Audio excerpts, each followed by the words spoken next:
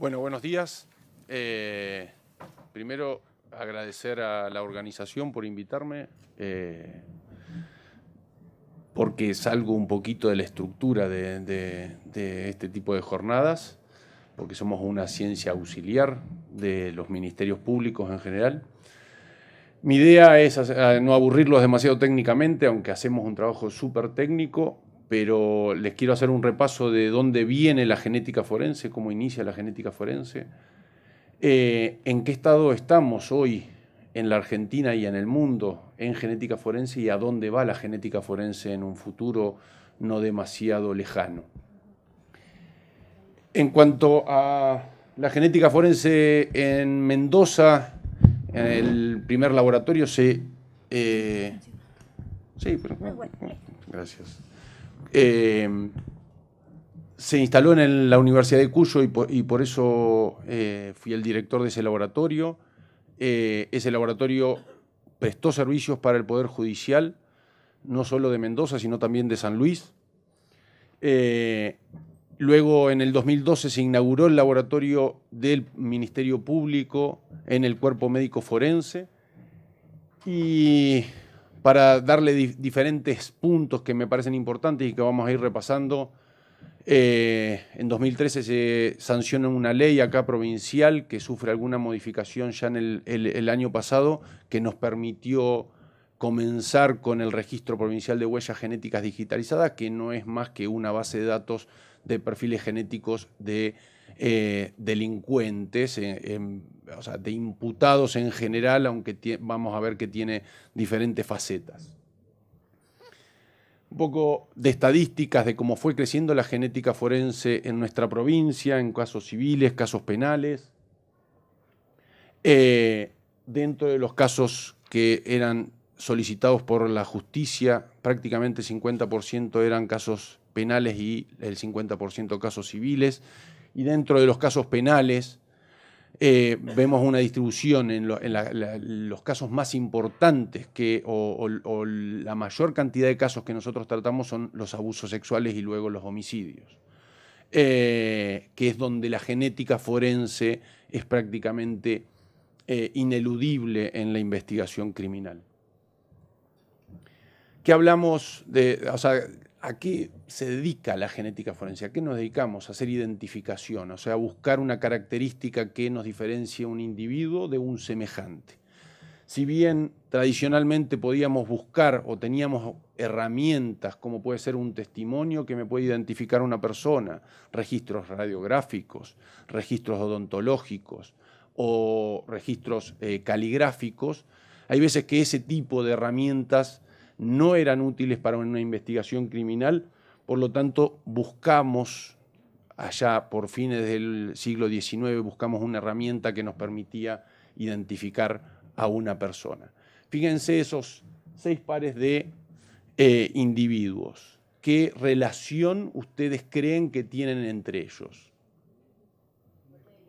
Mellizos, gemelos. En realidad esas son personas que no están vinculadas biológicamente.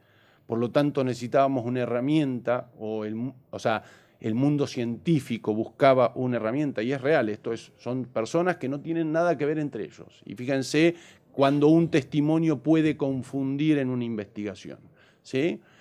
Se buscaban herramientas que me permitieran identificar, individualizar a esa persona. La primera herramienta fue la huella dactilar, con aquella descripción que hizo Vucetich de los primeros 4 caracteres, y luego se extendió y se hizo mucho más fácil y más profesional la identificación de una huella dactilar. Luego pasamos por varios intentos dentro de la biología en buscar marcadores que me permitieran hacer esta individualización, hasta que llegamos a los polimorfismos genéticos, que es lo que nosotros hoy utilizamos para hacer genética forense. No lo voy a aburrir, pero dentro del genoma nosotros tenemos mucha información, en la cual tenemos información que heredamos la mitad de papá y la mitad de mamá, que están en los cromosomas autosómicos, y luego tenemos el cromosoma X y el cromosoma Y, que son los cromosomas sexuales. Cromosoma Y me va a poder ayudar en, especialmente, casos de abuso sexual, en desastres en masa y demás. Y el genoma mitocondrial, que me va a permitir análisis de materiales muy degradados, materiales muy antiguos, que me van a permitir el seguimiento de una matrilínea. O sea que tenemos una batería dentro de este genoma de marcadores genéticos que nos van a permitir hacer esta individualización. Si se fijan, entre nosotros compartimos el 99.9% de la información, o sea que nos valemos de ese 0,1% para poder encontrar diferencias entre nosotros, que son la información que utiliza un laboratorio de genética forense al momento de hacer un estudio de genética. Fíjense, ese 0,1% también hace a la variabilidad que tenemos dentro de nuestra población, dentro de nuestra especie.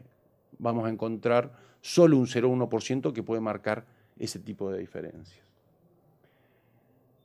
Usos de estos polimorfismos, obviamente nos sirven para hacer diagnósticos, para hacer estudios ancestrales, pero principalmente, o desde hace ya mucho tiempo, nos sirven para hacer genética forense, ¿sí? O sea, aplicar estos polimorfismos a la investigación criminal. ¿Cómo empezó? Con Sir Alex Jeffreys, que en realidad descubrió un marcador casi por casualidad. Él se dedicaba a otra cosa, estudiar el gen de la mioglobina, que es una proteína que tenemos nosotros en los músculos, y prácticamente por casualidad descubrió el primer marcador genético. Luego siguió, insistió y siguió buscando hasta encontrar los marcadores que en un principio servían para genética forense, y fíjense que la interpretación de estos marcadores es muy simple. Tengo una mamá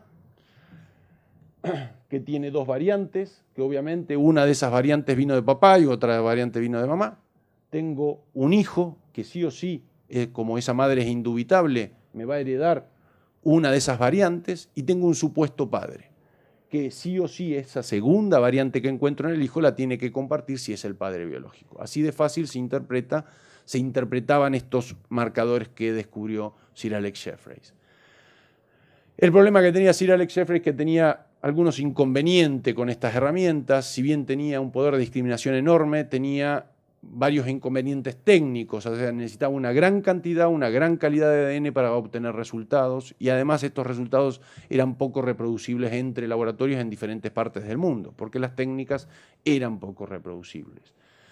Insistió él, al cual llamamos el padre de la genética forense, porque no se quedó con este tipo de herramientas, sino que siguió investigando hasta descubrir, junto con herramientas dadas por otro señor, otro inglés, Kary Mullis, que permitió o inventó una fotocopiadora de ADN para aquellos casos donde tenía muy escasa cantidad de ADN, ¿sí? Esta fotocopiadora lo que me permite es amplificar muchísimas veces, miles y miles de veces, una porción de ADN de interés que va a ser el marcador genético.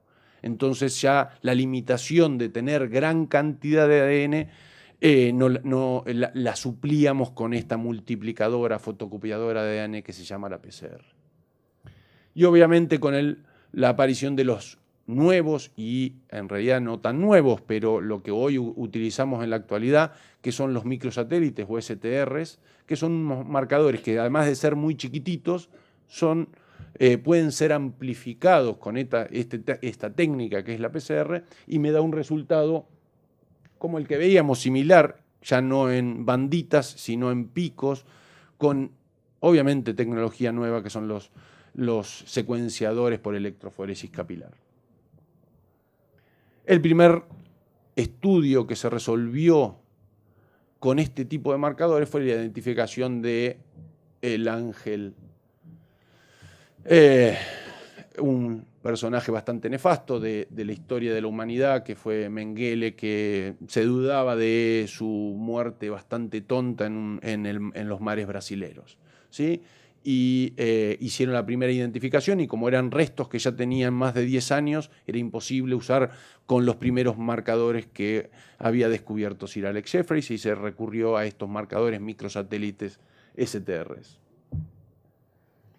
Son muy abundantes estos marcadores, tienen un alto poder discriminativo, pueden ser absolutamente o sea, tienen la capacidad de poder ser analizados en múltiples. O sea, puedo analizar no solo un marcador, sino múltiples marcadores en una sola reacción. Ha disminuido mucho los tiempos de análisis y mucho los costos en la aparición de este tipo de marcadores. En un principio, mitad de los 90, empezamos con una serie de marcadores que son los llamados los marcadores del códice del FBI, que eran 13 marcadores que estaba prácticamente todo el mundo obligado a analizar. Luego pasamos a tener más y más marcadores y hoy tenemos una batería de prácticamente 45 marcadores que me dan un poder discriminativo absoluto al momento de identificar a una persona. Cuando yo le decía que pueden ser analizados en multiplex, quiere decir que yo en una sola reacción de PCR puedo analizar hasta 27 marcadores STRs, ¿sí?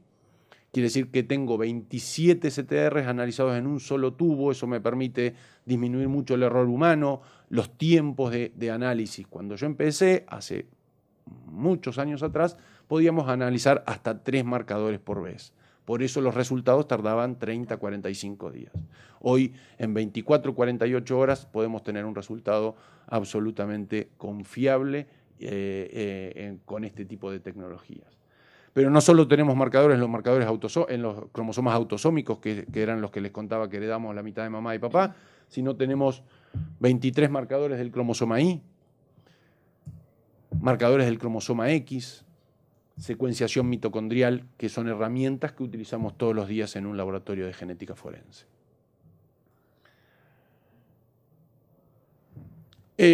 Para graficar un poco de cómo utilizamos este tipo de marcadores, la genética en la determinación de vínculos biológicos, que es el estudio más fácil que hacemos en un laboratorio de genética forense. Hay veces que es prácticamente innecesario hacer un estudio, pero se solicita. Vemos que por lo general, y lo ideal es tener el trío, la madre, el hijo y el supuesto padre para hacer un análisis, y es simple. Vamos a agarrar un marcador, o sea, vamos a analizar estos 27 marcadores que analizamos de rutina, y vemos que ese hijo, como decíamos antes, tiene que heredar la mitad de papá y la mitad de mamá. Por lo tanto, verificamos que hay uno de esos piquitos que viene de mamá y el otro piquito que viene de papá, ¿sí?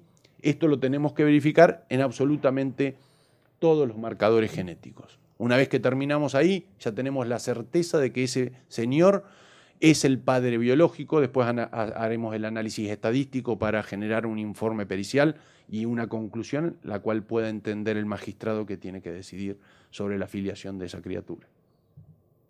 Hay veces que tenemos varias dudas si puede llegar a ser el padre o no. Por lo tanto, también recurrimos a la genética forense.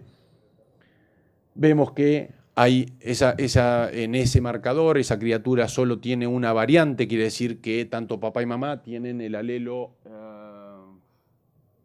13, creo que dice ahí, no. Y vemos que el padre no tiene esa variante, por lo tanto encontramos una discordancia entre ese supuesto padre y esa criatura. Seguimos repasando, vemos que la madre le da el alelo 23, pero el padre no tiene el alelo 25, ¿sí? Si encontramos en esta serie de marcadores 2 o más discordancias entre ese supuesto padre y ese hijo, tenemos la certeza biológica de que ese señor no es el padre biológico de la criatura, ¿sí? En cuanto a la genética forense en la investigación criminal, yo le decía que el primer punto es abuso sexual, porque es el caso que más analizamos, pero obviamente homicidios, robos, lesiones, agresiones, identificación, búsqueda de personas, secuestros extorsivos, desastres en masa. La genética forense tiene un amplio espectro de aplicación. Solo necesitamos un rastro biológico para poder analizarlo. En el abuso sexual, por lo general tenemos muestras que son rescatadas de la inspección física de esa persona, por ejemplo, un hisopado vaginal. Es prácticamente ineludible tener la víctima en un abuso sexual. ¿Por qué? Porque por lo general buscamos perfiles mezclados, o sea, mezclas de ADN de esa víctima y de ese sospechoso imputado del delito, ¿sí? Por lo tanto, la víctima siempre tiene que estar.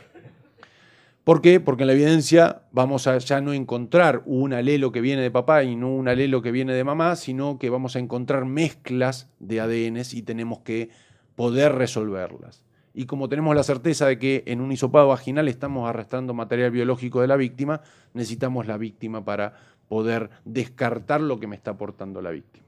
Fíjense, en un primer marcador que vemos 4 variantes en ese hisopado vaginal, y vemos que hay 2 que son aportados por la víctima y los otros 2 tienen que ser aportados por esa persona si es realmente el perpetrador, ¿sí?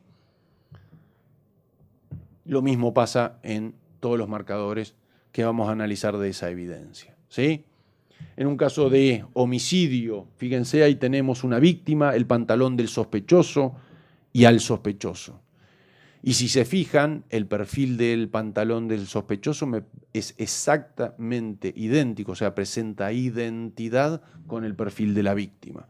Por lo menos, o sea, le damos una herramienta a la fiscalía para decir que ese sospechoso, teniendo ese pantalón, estuvo en el momento en el cual esa persona fue lesionada, ¿sí? Después el fiscal defenderá el peso de la prueba ante el juez. Objetivos de la genética forense, y es un poco lo mismo que veíamos antes, es relacionar un individuo con un lugar del hecho o un acto criminal, exonerar a un sospechoso, identificar a una persona, a restos humanos, identificar víctimas de un desastre en masa, y todo aquello todo aquel objetivo en el cual ustedes, con un indicio biológico, se les ocurra para poder demostrar un hecho. En cuanto a nuestra actualidad, es que tenemos tecnología de última generación y creo que todos los laboratorios de la Argentina, gracias al esfuerzo de los consejos, tenemos más o menos el mismo equipamiento. Esto nos ayuda mucho en la disminución de tiempo, en tener prácticamente, en trabajar con sistemas validados que todo el mundo está usando, ¿sí? Sistemas validados a nivel internacional que nosotros estamos utilizando hoy.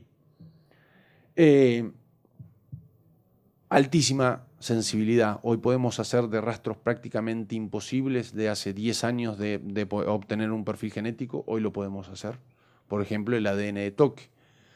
Aunque el ADN de toque es una gran discusión de el valor de la prueba o cuán bien tomado es. Si está correctamente tomado, es factible de poder hacer.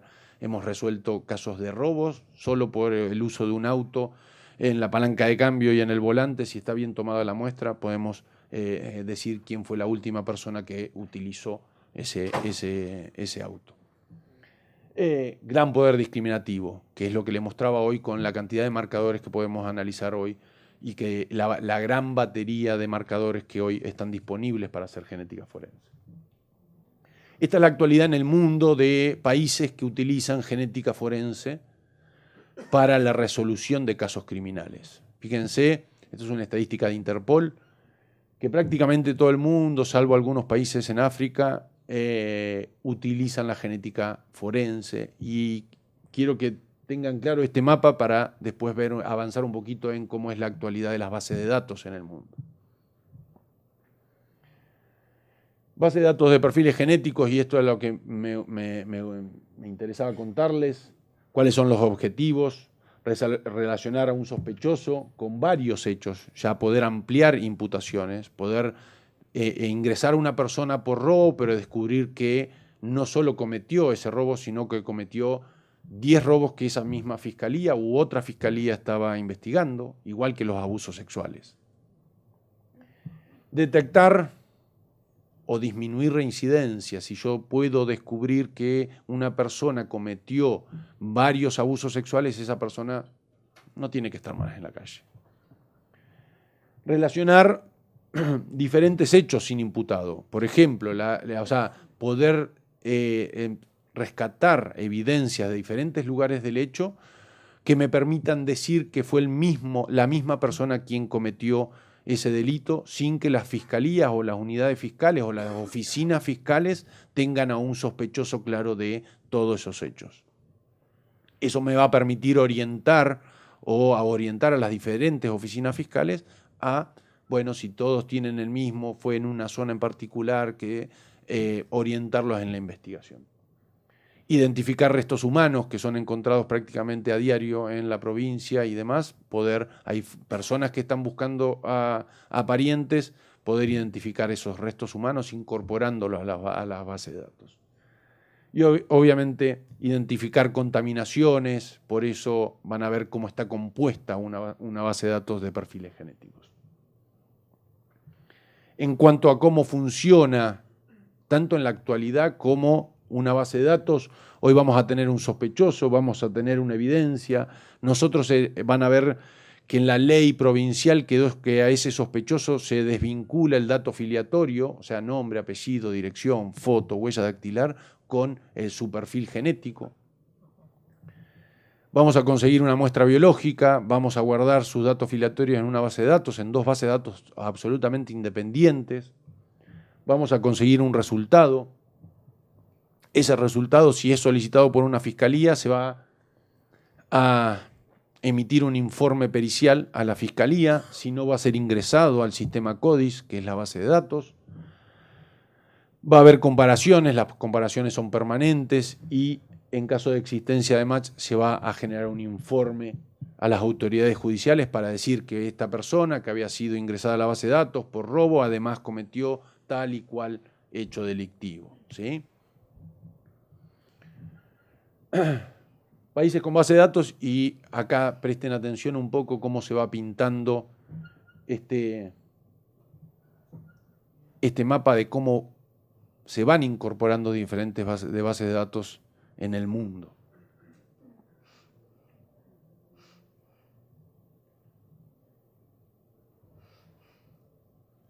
Chile, Uruguay fueron uno de los países pioneros en la región.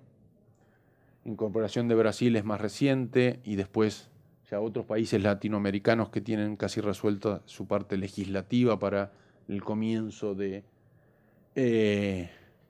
base de datos. Argentina lo pinté de verde clarito hasta hace 2, 3 semanas, un mes la tenía en blanco porque no conseguíamos tener un respaldo legal a nivel nacional para tener una base de datos nacional. Se reglamentó hace muy poco la ley nacional, que después les voy a contar un poco de qué se trata tanto la ley provincial como la ley nacional, pero sí pinté 2 puntitos ahí en verde más oscuro, que es Mendoza y Córdoba, que son las 2 bases de datos que hoy están prácticamente en funcionamiento y que arrancaron a generar este tipo de herramientas.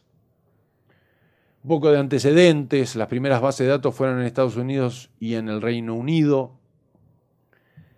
Fíjense cómo fue avanzando la incorporación de los diferentes estados en Estados Unidos hasta incorporar, el 2012 terminó de incorporar las últimas estados. Allá la legislación es bastante particular porque hay hasta ciudades que tienen legislaciones diferentes a los estados. Por lo tanto es más dificultosa la incorporación, o fue más discutida la incorporación de algunos estados a la base de datos nacional. Para que vean los números, hoy la base de datos del FBI tiene más de 12 millones de perfiles genéticos de criminales, 2.600.000 de arrestados, tiene 766.000 evidencias, y esto ha permitido, solo por la existencia de la base de datos, o sea, de entrecruzar datos entre esas evidencias y esos imputados o arrestados, solo por la existencia de eso ha podido resolver 354.000 casos, solo por la existencia de la base de datos. El criterio de incorporación a la base de datos cambia según el estado. Hay estados que es solo puede incorporar los arrestados, algunos los imputados, algunos solo los condenados. En cuanto a la base de datos de Inglaterra, tiene casi 6 millones de perfiles genéticos de criminales, 546.000 de perfiles de evidencias. En el 2001 al 2014 se obtuvieron 470.000 hits, o sea, coincidencia entre algún imputado y alguna evidencia que había sido incorporado a esa base de datos. También el criterio se fue modificando, hubo una última modificación porque en Inglaterra vos cruzabas un semáforo en rojo y prácticamente te incorporaban a la base de datos. Eso tuvieron que ajustarlo porque se violaban todos los derechos, aunque a los ingleses no les importa demasiado violar algunos derechos. En cuanto a la composición, el 80% son masculinos. En cuanto a la distribución etaria, fíjense que el 83% de la base de datos va de 21 a 54 años. Y ese es otro número que a mí me gustaría que lo recuerden para cuando comparemos con la base de datos que tenemos hoy en Mendoza. Bueno, del color, porque allá no les importa tampoco demasiado decir que uno es blanco, uno es negro y el otro es amarillo. El 76% de la base de datos está compuesta por blancos de Europa del norte. Esas son las bases de datos que hoy están operativas a nivel mundial. Fíjense que China, que es una de las últimas en incorporarse en ese mapita cuando se fue pintando, tiene la base de datos más importante hoy en cantidad de individuos que forman esa base de datos.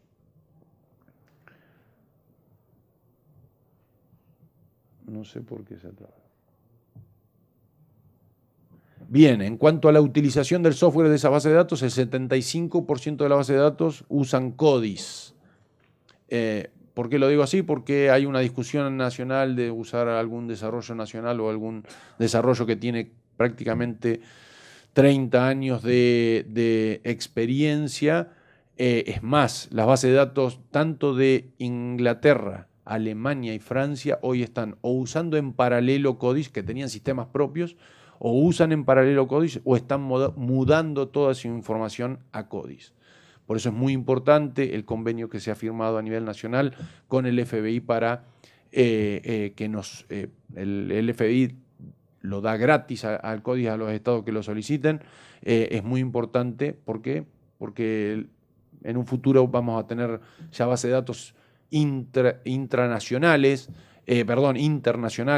para comparar, para investigación de casos de terrorismo, de trata de personas y demás. Por lo tanto, hablar el mismo idioma es muy importante.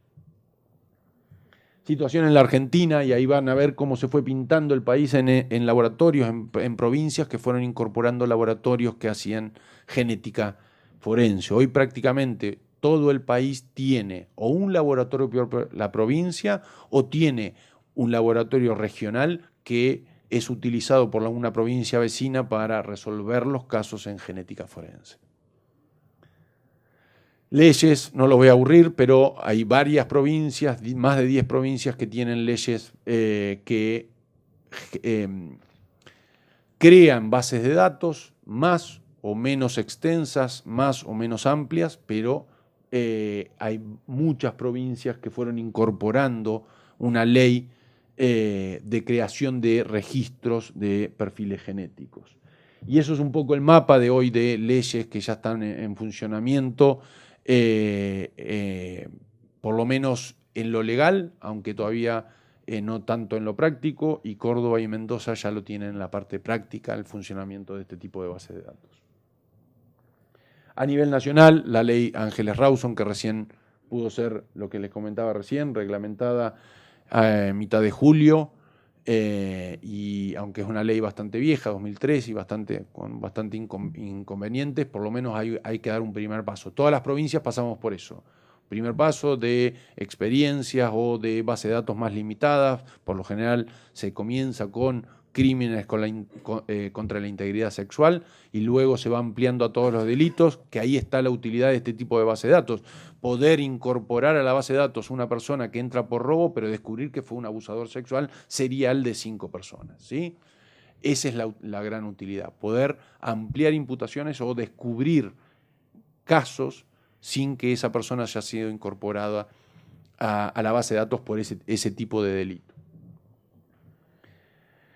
Bueno, los inconvenientes que hemos tenido todos y que hoy tiene la ley nacional es poco inclusivo. Solo los condenados, los que llegan a condena firme por abuso sexual, Hay reticencia, por lo menos nos ha pasado a nosotros durante muchos años, de los integrantes de las cámaras en mandar a la persona una vez condenada a sacarse la muestra para ser incorporadas a la base de datos. Económicos, esto no es barato, es una gran herramienta, pero se necesita una gran inversión y obviamente para tener una base de datos necesitamos de compromisos políticos, tanto dentro del Poder Judicial como en el Legislativo, como en el Ejecutivo, para poder tener plata, tener una legislación que sirva y tener un Poder Judicial comprometido en hacer todos los esfuerzos para que esa base de datos sea funcional, ¿sí? Hoy la actualidad de Mendoza es que tenemos el registro. El nombre es espantosamente largo, pero quedó así por ley y en ese momento no estábamos mucho para discutir la ley, pero quedó Registro Provincial de Huellas Genéticas Digitalizadas. La última modificación de esta ley hizo algunos cambios, por lo menos de la parte técnica, en la cual sí pudimos participar. Cambiamos el estándar mínimo de cantidad de marcadores que tiene que tener un perfil para ser incorporado a la base de datos de 13 a 20. ¿Por qué? Porque el 1 de enero del 2017 cambiaba a nivel mundial el estándar mínimo. Entonces, si teníamos una ley que nos quedábamos con los 13, teníamos una ley vieja. Entonces, pudimos hacer ese cambio, ¿para qué? Para mantenernos en los estándares internacionales de las bases de datos internacionales. Se agilizó mucho la incorporación de los perfiles genéticos a la base de datos. Se estableció por imperio de la ley que los datos filiatorios sean independientes al dato genético, o sea, los independizamos a través de un código de barra y tenemos bases de datos absolutamente independientes, servidores absolutamente independientes, o sea, cuando saca la muestra, rotula esa muestra con un código de barra, recorre todo el laboratorio hasta llegar al perfil genético, identificado con un código de barra que nadie sabe quién es. Y menos cuando tenemos 7, 10, 20.000 perfiles genéticos. Es imposible acordarse de un código de barra. Se establece el mecanismo de comparación y verificación. ¿Por qué digo verificación de coincidencia? Nosotros estamos obligados por ley que cuando encontramos un match positivo tenemos que citar nuevamente a esa persona, sacarle una nueva muestra, rotularla con un nuevo código de barra, entra a todo el circuito del laboratorio y cuando llega a CODIS debería dar un match y cuando yo voy a verificar la identidad de esa persona tiene que ser la misma persona que había incorporado en el primer análisis. Se estableció un mecanismo de eliminación de los perfiles genéticos que en la ley original no estaba, o sea que no se sabía si a usted absolvían de un delito, qué pasaba con ese perfil genético, no estaba, por lo tanto se estableció un mecanismo de eliminación. Y se estableció la obligatoriedad de acreditar el laboratorio por normas ISO. Nosotros estamos hoy en proceso de regularizar todos los procesos para adecuarlas a una norma ISO, ¿sí? ¿Cuál es la composición de la base de datos? La podemos dividir en dos grandes grupos, perfiles genéticos de muestras de referencia, quiere decir que son muestras indubitadas, muestras a la cual yo sé a qué persona se la saqué. Y ahí tenemos a los imputados y procesados y condenados por un delito, a las víctimas, a perfiles de familiares que están buscando a alguna persona desaparecida, y los perfiles que se llaman perfiles de descarte, donde está todo el personal del laboratorio, todo el personal del cuerpo médico forense, todo el personal de policía, policía científica, penitenciarios, todo el personal de las fiscalías como posibles contaminantes. La idea es que toda persona que sea posible contaminante de una evidencia esté en esa base de datos para poder detectar ese tipo de contaminaciones. Y luego los perfiles de evidencias o los perfiles dubitados que van a hacer muestras del lugar del hecho, muestras tomadas a las víctimas, secuestros, restos óseos que son hallados en la provincia. Obviamente esto significó una enorme inversión, además muchísimo trabajo para conseguir tener hoy una base de datos funcional. La inversión hasta la semana pasada fue eso, fue la construcción de un nuevo laboratorio, no solo por las necesidades que implicaba manejar ya no 3.000 perfiles por año, sino 25.000 perfiles por año, necesitábamos un laboratorio nuevo. adquisición de robots. ¿Para qué? Para que todo el análisis de las paletas o de las muestras sacadas a imputados no tenga intervención humana. Eso está todo absolutamente robotizado.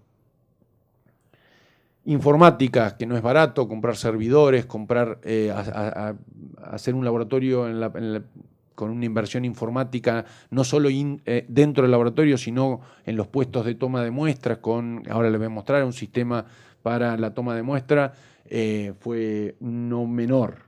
Compra de kits para la toma de muestras, o sea, nosotros estamos utilizando un kit que hoy está recomendado, validado por el FBI, para todos Estados Unidos para la toma de muestras. Compra de reactivos, obviamente incorporación de personal que no está en esa cuenta. Hasta hoy llevamos gastado más de 12 millones de pesos en esto. Bueno, esto es un poco el circuito de toma de muestra y lo que va a sufrir esa muestra. Los puestos de toma de muestra tenemos un lector de código de barra, un lector de huellas dactilares, una cámara para tener una foto actualizada de esa persona. Ese es el kit que le comentaba, que tiene códigos de barra, paleta para la toma de muestras, un sobre con una faja de seguridad para que ese sobre no sea violado una vez tomada esa muestra. Y después los robots que fueron incorporados, un BCD 600 que es un aparato que hace un punch, un sacabocado de esa muestra y es colocado en un tubo. Un Key Agility, que es un dispensador de líquidos que directamente dispensa, o sea, no hay intervención humana en la generación de las reacciones biológicas que nosotros necesitamos para conseguir el perfil genético, equipos de amplificación y obviamente el secuenciador. Lo más costoso y lo que obviamente nos llevó mucho más trabajo fue la reforma absoluta del laboratorio. Es más, nos tuvimos que mudar de piso para poder tener un laboratorio con todas las exigencias, no solo de una base de datos, sino para poder, en 3 años, como fija la ley, poder acreditar por normas ISO. Sistema de seguridad, el laboratorio se ingresa con un lector facial, o sea, si no te conoce, no ingresás. Solo el personal del laboratorio está incorporado, o sea, está registrado en ese sistema de identificación facial, tiene alarma, cámaras monitoreadas las 24 horas. Tenemos una seguridad interna de ingreso al laboratorio por reconocimiento de una huella dactilar. O sea, una cosa es entrar a la parte administrativa, los administrativos no pueden ingresar al laboratorio propiamente dicho, solo la parte técnica, que también tiene que poner su dedo y si no es identificado no se abre esa puerta. Bueno, alarmas de incendio y demás, o sea, toda la parte de seguridad pasiva.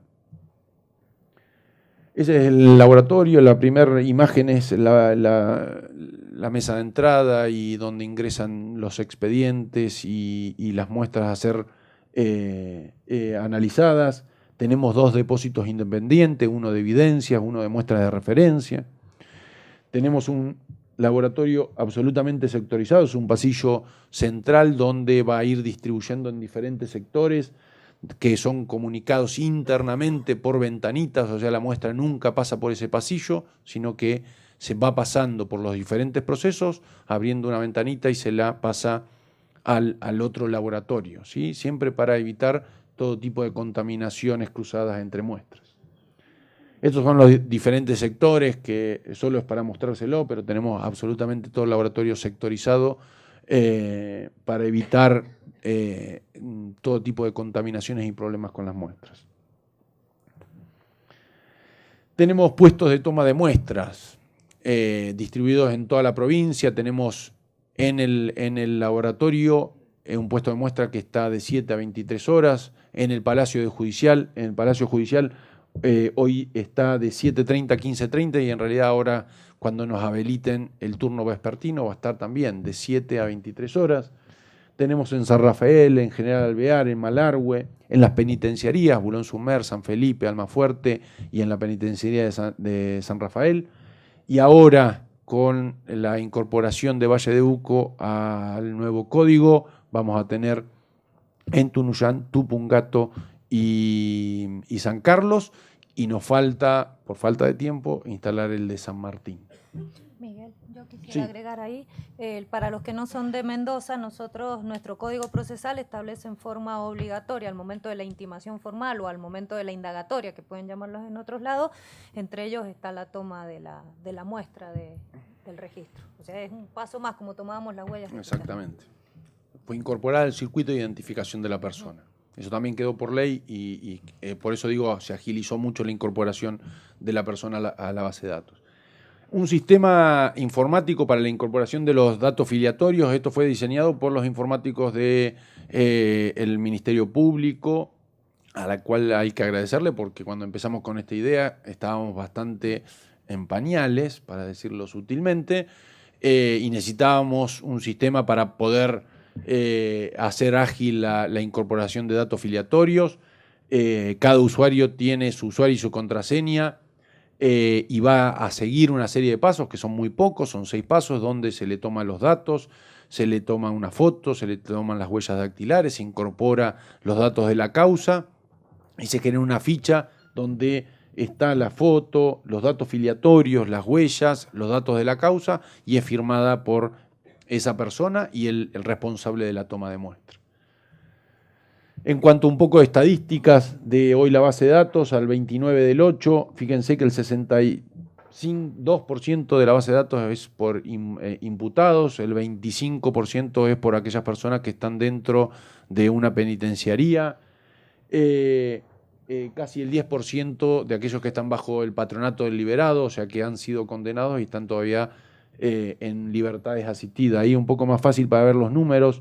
7.053 muestras, 53 integrantes del cuerpo médico forense, 171 integrantes de la Fuerza de Seguridad, en realidad son todos policía científica, 1.800 individuos privados de la libertad, 641 individuos bajo la tutela del patronato del liberado y 4.388 imputados. Esa es nuestra realidad. Un poco para ver. El sistema también que han diseñado nos permite ver estadísticas en tiempo real, todos los días se puede verificar y podemos ver tendencias de delitos, además de grupos etarios y demás.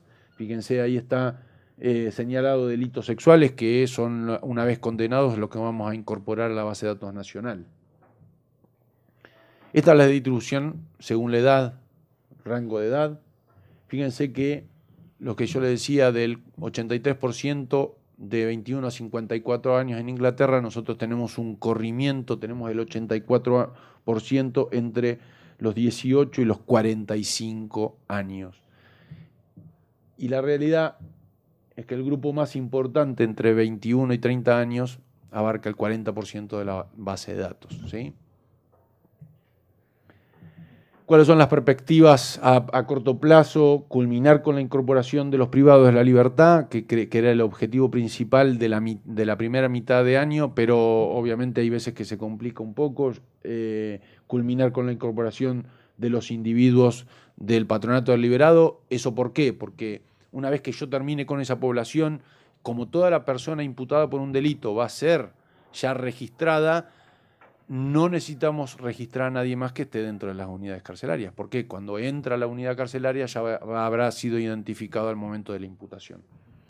Comenzar con la toma de muestra de todas las fuerzas, que no son pocos, tanto fuerza pública como privada, porque eso también quedó por ley, 25.000 personas que tendremos que incorporar en lo que quede del año y al principio del año que viene.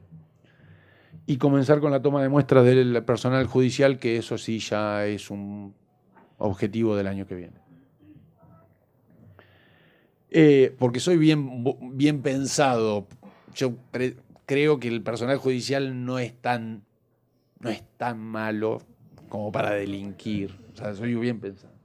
Bueno, novedades a nivel nacional. Se firmó el convenio con el FBI para la colaboración, un poco para política criminal y obviamente para la provisión del códice y talleres de formación de aquellas personas que van a manejar ese software.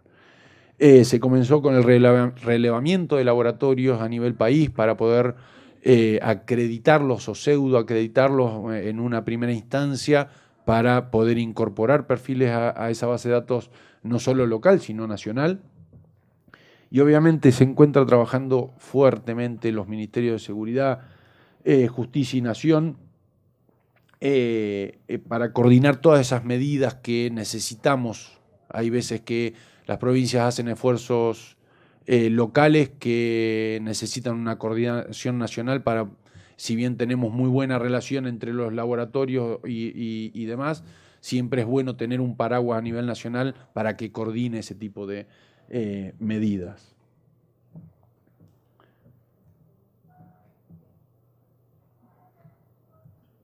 Hay veces que se rehúsa a...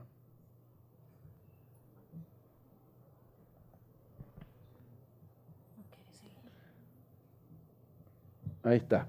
Y ahora, cortito, futuro de la genética forense. Si bien hoy les decía que había una batería de marcadores enorme para poder hacer una investigación, obviamente siempre estamos atrás de una solicitud fiscal o atrás de un hecho delictivo. Desde hace años, ya no pocos años, 5, 8 años, a nivel internacional se están buscando marcadores que me permitan o que permitan a la genética forense ponerlo en otro momento de la investigación, que es en el momento de la investigación real, preliminar de un delito. Por lo tanto, se están buscando marcadores que me permitan conocer ancestralidad, que me permitan conocer algunos rasgos fenotípicos de esa persona, como color de ojos, color de piel, color de pelo, altura, contextura física, características faciales. Esto es real, esto existe. Lo único que nos falta algún proceso de validación a nivel internacional para ponernos todos de acuerdo en qué vamos a hacer y cómo lo vamos a hacer, ¿sí?